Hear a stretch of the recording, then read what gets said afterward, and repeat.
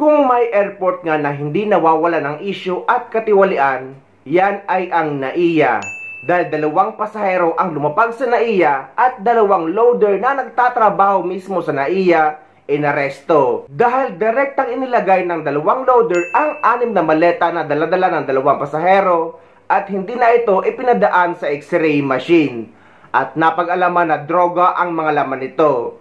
Ayon naman sa salaysay ng 2 loader, ay may nag-utos lang sa kanila na taga-customs mismo sa NAIA. Inutusan lang po ako na i-unload yung bagahe doon. Trabaho naman po talaga namin mag-unload doon. Advice din po ng custom yun eh.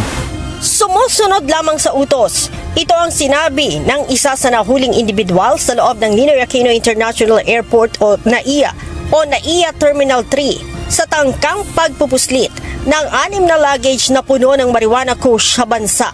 Ayon kay Philippine Drug Enforcement Agency spokesperson Attorney Joseph Calulot, napansin ng mga otoridad sa NAIA na hindi idinaan ang 6 na malalaking maleta sa x-ray machine at sa halip idiniretso ito sa conveyor.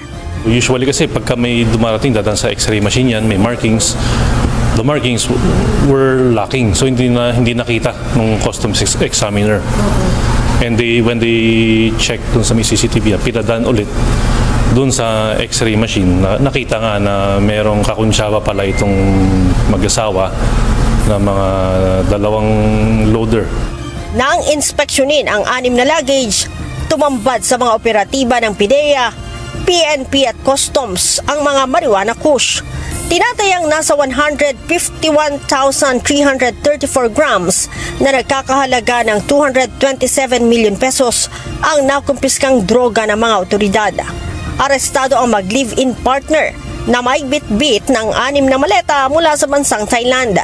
Ganon din ang 2 airport loader. The woman is a supervisor of a ride-hailing app. Yung husband naman driver doon sa ride-hailing app din. We are currently checking their travel documents. Saka nag-follow up din kami sa mga counterparts natin kung nakailang labas-pasok na ba itong mga to. Tumanggi ang mag-live-in partner na magsalita kung para kanino ang laman ng maleta at sino ang nagbigay sa kanila. Subalit ang isa sa airport loader, sinabing sumunod lamang sila sa utos ng umano'y taga-customs. Ang sabi lang po sa amin, binigyan po ng kulay yung bagahe ng reference ng rainbow, ganito, tapos ibaba nyo na lang, and then pagtapos nyo ibaba, advice na ng custom yan. May advice na ni Sir ganito, siya daw po bahala sa inyo.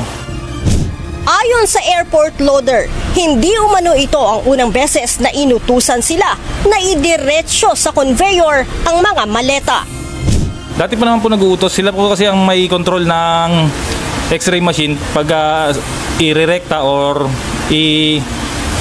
tawag dito x-ray. Hindi po kami naghinala ma'am kasi hindi naman namin po nakikita ang laman. Then, basta yun lang po, yung trabaho namin ang ginagawa lang namin.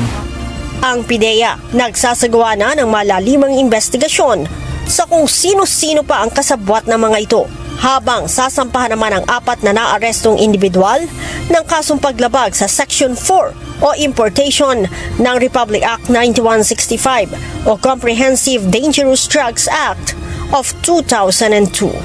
Yan nga ang palagi nating sinasabi na sa NAIA ay hindi gagalaw ang maliliit na galamay kung walang utos o pumoprotekta na matataas o nasa matataas na posisyon.